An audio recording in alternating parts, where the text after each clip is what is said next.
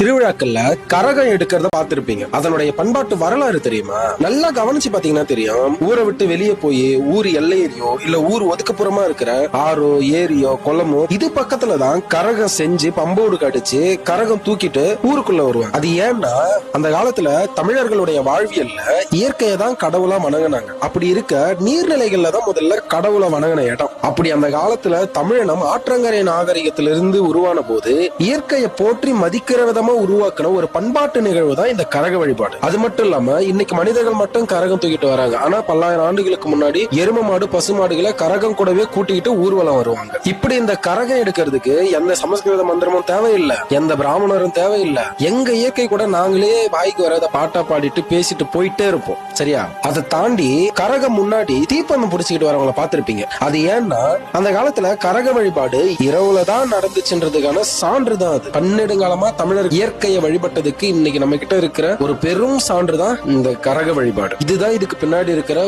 உண்மையான பண்பாட்டு வரலாறு.